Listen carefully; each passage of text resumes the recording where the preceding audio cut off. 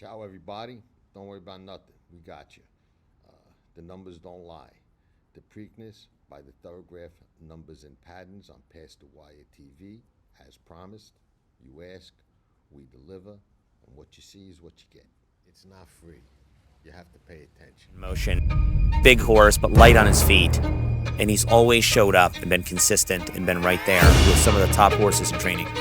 In the Bluegrass Stakes, he showed his determination and his raw ability. It's over! Zandon wins the Toyota Bluegrass! I feel breeders will be really blown away by what a striking, outstanding looking horse he is.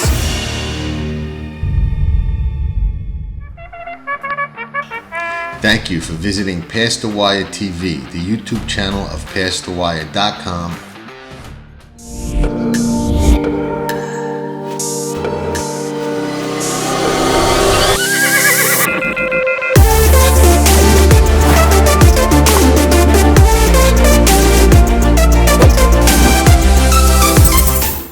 Ciao, everybody. Welcome back to Past the Wire TV. Preakness week, a lot going on. Did the rundown of the field this morning. Now it's time. You asked, we answered, we deliver. The Preakness by the Thorograph Numbers and Patterns. We got it. We're going to do it. We're going to see who gets the keys to the Ferrari in the Preakness. And if you've been following these shows, I guess over a year now we've been doing them. The numbers don't lie. We've isolated contenders from pretenders repeatedly. And the mistakes that have been made and the wrong calls that have been made, really, if you know, we're going to be objective about it, on my wrong calls, because you're not always going to be right. But I read these sheets and patterns pretty good. And overall, we've been extremely, and I mean extremely, successful. Now, we know it's not just looking for the fastest number. It's not just looking for the fastest horse in the past. It's looking for who's going forward, who's fast enough, who's too slow, and who's got the right kind of pattern to win the race at hand, which in this case is the Preakness at 1 mile 3/16 at Pimlico, likely to be run on a wet, possibly sloppy or muddy racetrack. That will certainly come into play. We'll play the hand that we're dealt. But, you know, for these shows, we're isolating the patterns and the contenders and the pretenders and, you know, who's going to go forward, who's going to bounce, who's fast enough, who's too slow is really what we're looking for. The deep dive on the race, Geo Sette and I did earlier today, that's up on there. And we'll have a lot more on tracking trips come race day. But for now, we'll get into the patterns and the numbers and see what we think. And let's just get right into it. There's 9 horses. We'll get right into it, and we'll see how this race shapes up. Mugatu from the rail as a 2-year-old. It wasn't particularly fast. We got 27 and change, 18 and a quarter, 18 and a quarter, 16, 11 and a half, 13 and a half, 14 and a half. He was getting a little better there for a while, but really, you know, nowhere near fast enough to contend with the top 2-year-olds and or 3-year-olds this year. Comes back as a 3-year-old, 11 and a quarter. So, you know, maybe he's getting better. Regresses to a 16, 11 and a quarter. Again, pairs the 11 and a quarter. Then jumps forward. Last time, you know, a Keeneland runs a 7. Still not near fast enough to win this race. You know, even if he is going forward, which it looks like he could be, you know, he would have to make too much of a jump for me to say that he's a contender off his pattern, even though it does look like it's going forward. Uncle Heavy, lightly raced,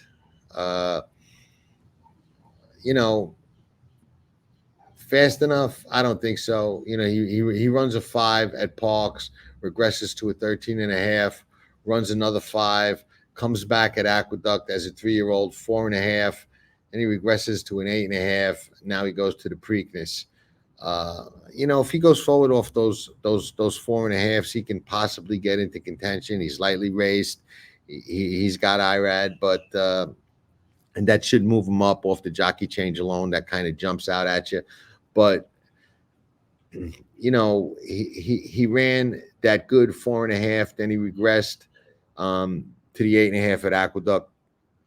Is he going the right way? Can he bounce back and go past the 4? It's possible, but I don't see it as a likely forward moving pattern. I think that 4.5 off the layoff or a first time 3-year-old might have knocked him out a bit. Now he's coming back quick off a regression. I don't see any signs that, you know, jump out and tell me his pattern is going forward. So not for me. Catching Freedom has a great pattern, and you know, before we get into him, we're talking about good horses. We're talking about the top 3-year-olds, you know, Derby horses, Preakness horses, Belmont horses. A lot of them are going to have good patterns. So it's really, really challenging to decipher them in the right way and get to the crux of the matter and separate, you know, the boys from the men. So that's the whole purpose of these shows. You know, this horse, you know, pairs 9.5 to start his 2-year-old career. Not setting the world on fire, but not exactly bad, but shows a really nice steady progression. You know, 7.25, 5, 4.25, 3.25, just getting better every time he runs. You know, his 3.25 in the Derby was his best race yet. He's coming back quickly. Brad Cox has got a great start coming back, this great stat coming back this quick in a grade 1. I think he's 1 for 1 over the past couple of years or something like that. So he's bringing him back quick. He's got a forward moving pattern, 3.25. If he goes forward off that, I don't think 3.25 is, you know, fast enough to win the race. But if he goes forward 2, 3, 4 points, that puts him square in the mix on the numbers. And he does have a forward moving pattern. So if the running back quickly and the Derby didn't take much out of him, the pattern alone going forward. But even though these shows are about the patterns, when you handicap the race, you have to factor in the other things. If it was easy as the fastest, you know, number, or the, you know, anybody with a forward moving pattern, and we could discount all the other factors and intangibles and angles that go into handicapping a race, then, you know, this broadcast would be probably coming to you from, you know, Monte Carlo, and I'd be heading to the casino afterwards. But it's not. I'm in Florida in the backyard, and there's always a lot of work to be done. It's not an easy game, which is why so few people are able to beat it. Hopefully we could help some of you round that corner. Muth. Muth is fast. Started fast. Finishing fast. 6, 4.5, 1 as a 2-year-old. Doesn't go past the number first time as a 3-year-old, but, you know, does run a 6 and then goes forward to a 1. Spaced, fresh.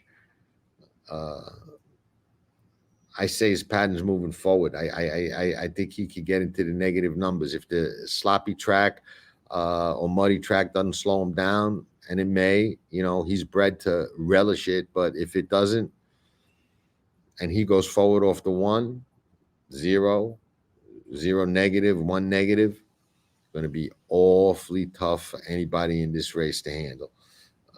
Awfully tough. And, you know, just touching base on some of the other angles, could do whatever he wants. Go to the lead, sit right off other speed. Dangerous, and absolutely has the fastest and the most likely fastest race coming kind of pattern in this race, in my opinion. Mystic Dan, we talked a little bit on the Derby show about he had a kind of a Z thing kind of developing, which I like when they're coming to the good race. I don't like so much when they're coming to the bad race, but he broke the pattern, and we'll get to that. You know, but he started okay, 9.5, 6.25, 14.5, 9.5 as a 3-year-old, 0 negative in the slop at Oaklawn. Regresses off that, 3.5, comes back in the Derby and pairs a 3, doesn't get a 3.5, gets a little faster, a 3. So now he becomes in a category that Jeff Franklin and I discussed when we did the, I don't know if it was when we did, I think it's when we did the Angles and Basics show. But it might have been when we did the Bounce show originally. I don't remember which show, but we discussed this very situation. When a horse just starts getting good and going forward and maintaining their form, we don't really know where they're going to bottom out.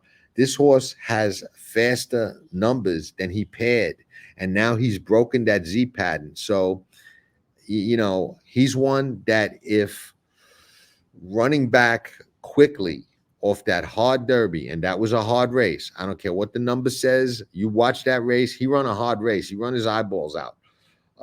If that doesn't knock him out and make him regress, and you know we subtract that out of the equation, it does look like this horse can go forward and hasn't bottomed out yet, and that would make him scary. That said, in my humble opinion, I do think that he's coming back rather quickly off a hard race, regardless of the number. And I'm more inclined to think that he regresses off that hard race and those paired numbers than he goes forward. Sees the Gray, 23, first start as a 2-year-old, didn't set the world on fire with that. But, you know, goes forward to an 8.5, 13, comes back with another 8.5, 14. Then his 3-year-old, yeah, he got better. 6.5, 7, 6.5, 4.5. Not many Pat Day Mile winners come back into Preakness. It's a rarity. I can't think of anybody off the top of my head that did it, let alone won it. But I will say this, you know, say what you will. Sees the Gray has a really nice pattern. You know, I mean, if you look at him as a 3-year-old, 6.5, regressed a little to the 7. You know, comes back with another good race, then runs a 4.5. You know, I could see him definitely going forward another 2-3 points. I don't think that's fast enough.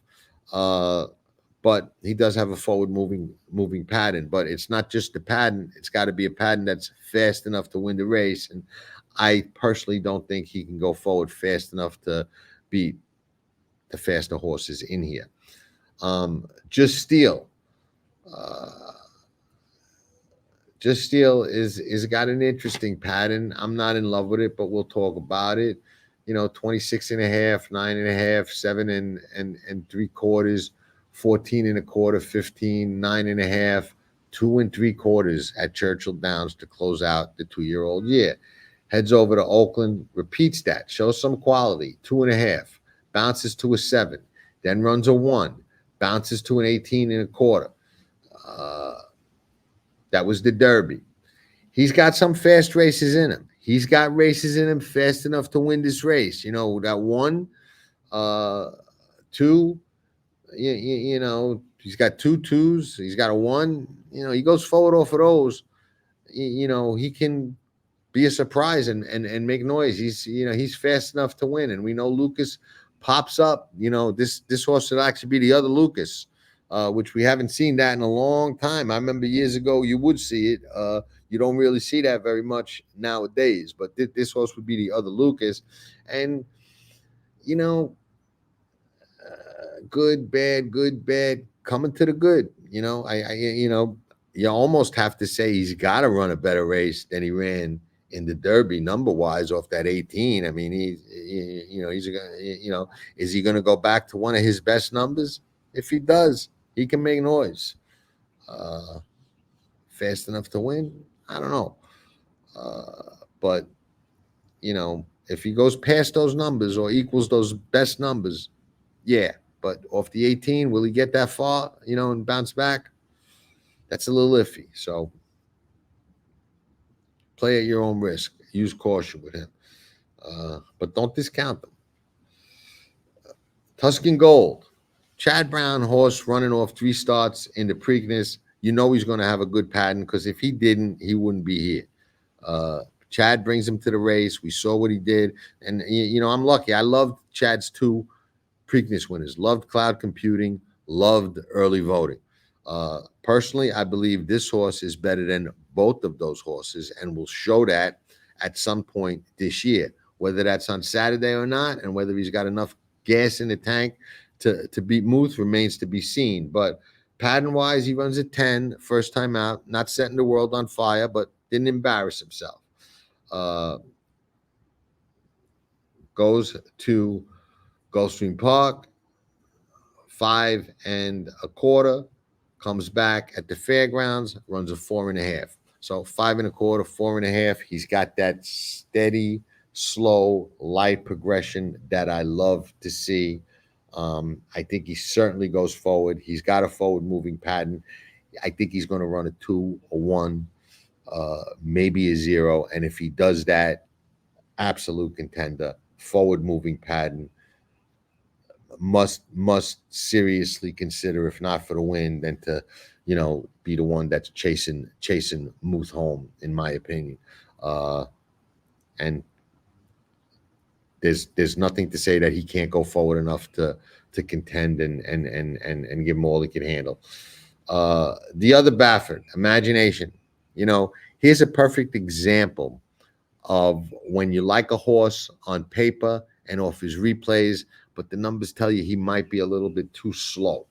And that's what they tell me with Imagination. 8 as a 2-year-old, comes back as a 3-year-old, 8, 5.5, 5.5, 5.5. I love those numbers, but for Bob, you got to factor in who the trainer is. 5.5, 5.5, 5.5, 3 times. Now, Bob did say he's finally figuring this horse out. He is working well with Muth. But for a lot of trainers, I would say, 3 5.5s signal a forward move. Okay. With Bob, I'm not so ready to say that because Bob is one of the best that there ever was, ever. So I tend to think if there was more, we might have seen a flash of it. We haven't. He does have a pattern that I like. I like those 3 5.5s. If he runs another one, then I say, okay, that's him. And I'm kind of sold that, that's where he's at for now, at least. But I'm not 100% sold to that. I do think he can go forward.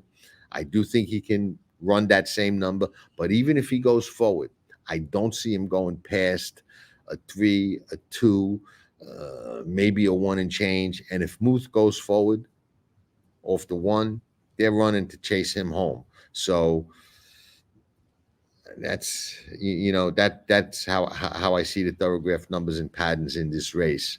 There's a lot you can say about this, but you got to call it the way that you see it. We handicap these races, and we have a horse that is running against the Derby winner, didn't run in the Derby, and is likely to be favored over the Derby winner. Nobody wants to handicap a race and come up with the favorite, especially when you're doing it on a show like this. I mean, I love coming up with notable speeches and bombs and, White Barrio and the Whitney and horses like that I loved and were all over program trading, White Beam at Saratoga. I mean, we've gone after big price horses as hard as we could. But I do something that a lot of people don't do, and some seasoned bettors don't do. I don't ever bet against my own opinion. If I like the favorite and I think the favorite's the horse to beat, I'll find a way to create value, because one thing I do know, okay, and this is 100%, there's no value in a losing wager. None. Zero. None. So that's that. I'm going to call it the way that I see it, and I think that Muth is the fastest horse, and I think if he goes forward, and I'm reading the pattern correctly off that 1, then we may be looking at a very, very big performance from Muth on Saturday. Imagination we covered, Tuskin Gold covered. Tuskin Gold to me is a must use, must respect, unless you decide to just single the chalk, which those things are game time decisions for me. I can't tell you now on what's today. I don't even know what day it is. How bad is that? Tuesday. Today's Tuesday. I can't tell you, exactly what I'm going to bet. I can tell you who my top choice is and what the patterns and the numbers say, but I don't know who I'm going to bet on Saturday, on Tuesday. Okay. If you do, you're probably not beating this game, unless it's notable speech. There's always exceptions to the rule, and that was a good one. Just Steel, we spoke about. I actually can get to him maybe faster than I could to the one that's going to be the more highly regarded Lucas horse, the Pat Day Mile winner, Sees the Gray. Mystic Dan, we talked a lot about. Derby winner. The patent says yes, but the other circumstances say maybe not so fast. Muth, again, 6, 1, 0 negative, 1 negative, 2 negative. He'll be looking in the rearview mirror, see who's coming, if that plays out that way. Catching Freedom, love the pattern, don't love the race setup for him. And again, he's going to have to go forward more than Muth does to get this job done. Uncle Heavy load for him. Mugatu, going to need a lot of help to get the job done in this spot. So that's how I see Thorograph Numbers and Patterns. It is what it is. Remember, the numbers don't lie. It's all in reading them, deciphering them, and knowing how to use them. And sometimes, and this is an important and interesting angle. Sometimes in these good races, all right, when so many of the horses have good patterns, and you got guys like Bob and Chad and Cox, in there. Not to disrespect anybody else, but those guys are monsters when it comes to winning these races. When you got guys like that, and you got horses with these great patterns, you really gotta get into the nuts and bolts of the patterns and factor in the other things too, because you're gonna have a lot of horses with really, really good patterns.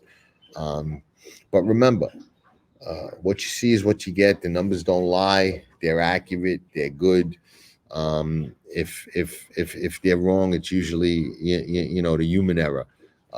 It's not that the numbers were wrong, it's that we read them wrong. And I've done it a couple of times. I mean, I'm right with them more often than I'm wrong. And a lot of times I might make the wrong window decision or the wrong wager decision, or nowadays phone decision.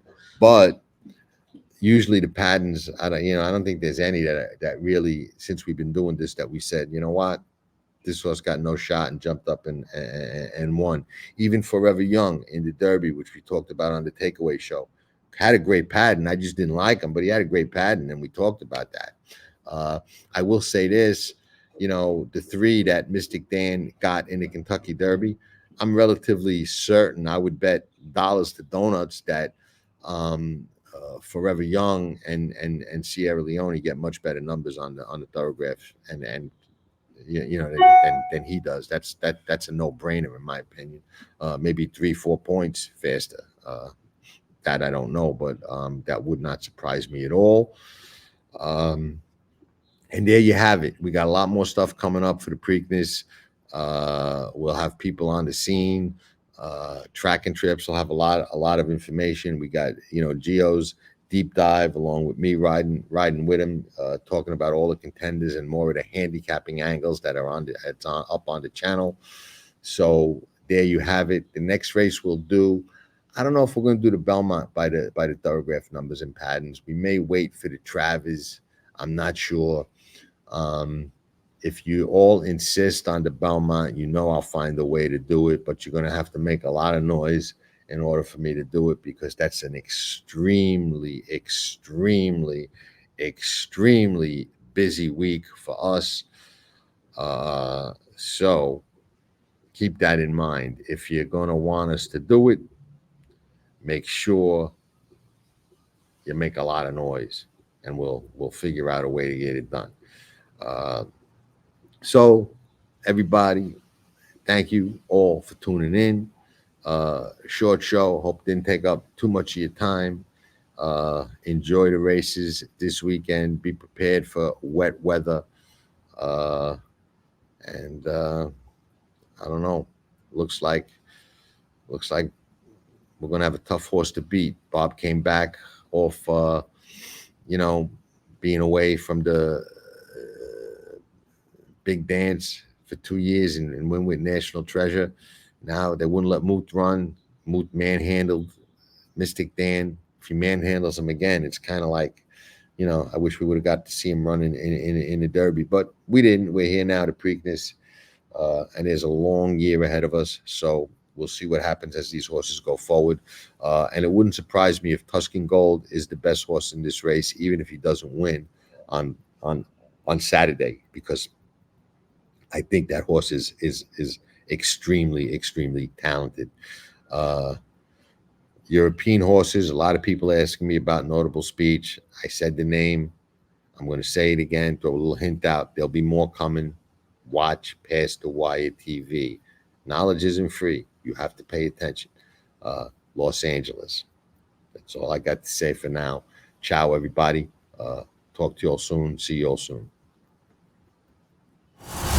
They're off in the 2023 First Crop Sires race. Maximum Mischief makes the lead with the most 2-year-old maiden special winners by any sire. On the backstretch, Matoli and Omaha Beach close the gap with stakes performers from coast to coast.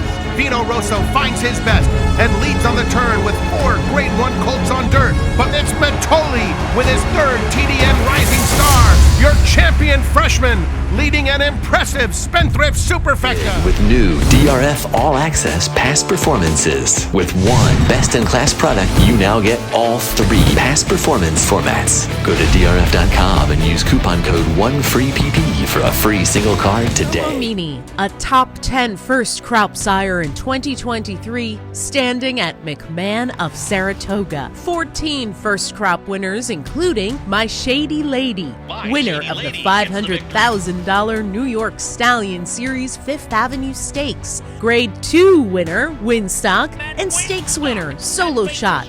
Solo Mini, the 7th leading freshman sire and the only top 10 freshman sire with a Grade 1 or Grade 2 winner.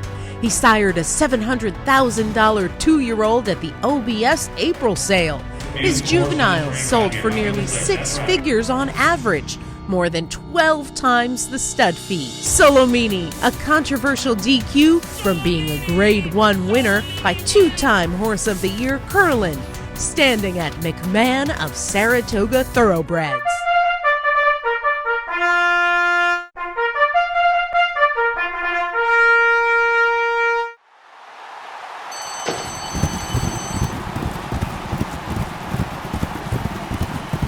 Sure Bet Coffee.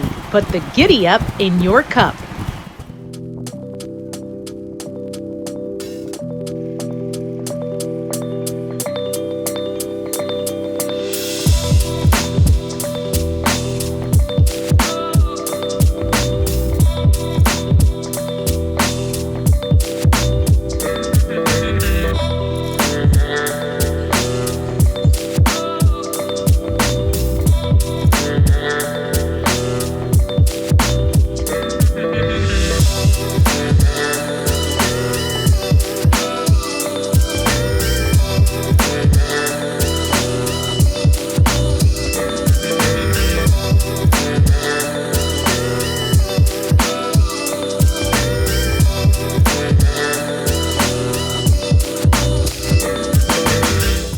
Tracking trips with Pick 6 King Jon Stettin.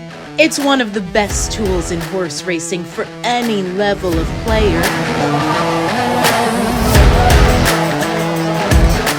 It's your second set of eyes, spotting troubled trips, betting angles, track trends, horses to watch and favorites to fade, 10 figs, ticket structure, and more. At Tracking Trips, you're a friend with benefits. Not a member? You must hate winning money. Join Tracking Trips now. Visit pastthewire.com and we'll see you in the winner's circle. Remember, nobody does it better.